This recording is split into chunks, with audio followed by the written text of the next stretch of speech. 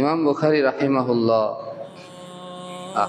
তার শেষ পরিণতিটা হলো, মানে শেষে উনি এক ছাত্রকে নিয়ে এক গন্তব্যে যাচ্ছেন।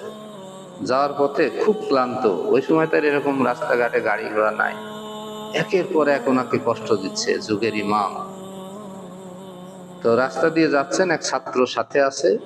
তো রাস্তায় হাঁটতে হাঁটতে বলছে, আমি খুব ক্লান্ত হয়ে গেছি। আমি একটা রেওয়ায়াতে দেখলাম যে একটা তথ্যে যে তিনি ক্লান্ত হয়ে গেছেন, ছাত্রকে বলছেন যে আমাকে একটু বসতে দাও। তো রাস্তার পাশেই বসে পড়লেন, বড় রোদ। তারপরে বলছেন যে আমাকে একটু শুইতে দাও। ওখানেই তিনি শুয়ে পড়লেন, ওই শোয়াটাই শেষ শোয়া। এই পৃথিবীতে একজন ইমাম কোরআন কা বাদা কিতাব আসাহুল কিতাব বাদা কিতাবিল্লাহ as-সাহিহুল বুখারী, কোরআন কারীমের পরে একটি কিতাব, সবচেয়ে শুদ্ধ কিতাব, তার নাম হলো বুখারী। আর ইমাম বুখারী বলছেন যে মা কাতাবতু হাদিসান ইল্লা সাল্লাইতু রাকআতাইন, আমি এমন কোন হাদিস বুখারীর মধ্যে লিখিনি যে হাদিসটা লেখার আগে আমি 2 রাকাত নামাজ পড়িনি। অর্থাৎ আমি হাদিস লেখার আগে 2 রাকাত নামাজ পড়েছি। তাও এই নামাজ পড়েছে কোথায়? মদিনায়, মসজিদে নববীতে, আল্লাহ রসুলের রওজা শরীফে।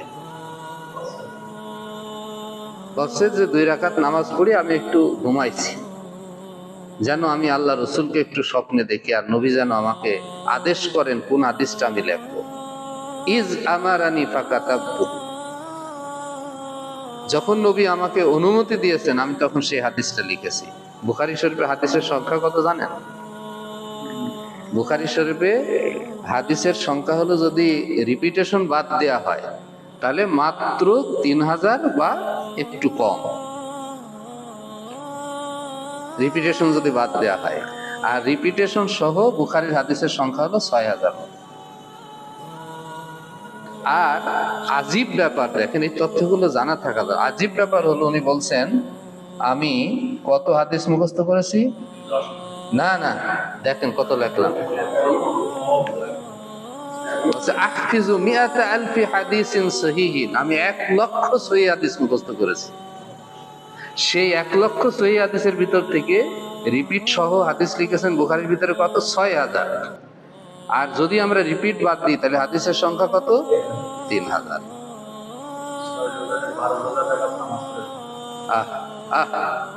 এবার কল্পনা করো তো, তাহলে আমরা কাদের উত্তরসূরি? আর আমরা তো এখন 2 কলম লেখাপড়া না শিখে 2টো হাদিস পেটে বোমা মারলে বের হবে না, আমরা বড় বড় মুহাদ্দিস হয়ে গেছি। পার্থক্য এটাই আর কি। আল্লাহ আমাদেরকে মাফ করুন। এটা বলার কারণ হলো, আমাদের প্রত্যেককে, আমরা তো আর আজকে জামানায় ইমাম বুখারী পাবো না, কিন্তু আমরা যে যেখানে আছি একেবারে সাধ্যের শেষ সীমা পর্যন্ত আমরা ইমাম বুখারীর মতো হওয়ার চেষ্টা করব।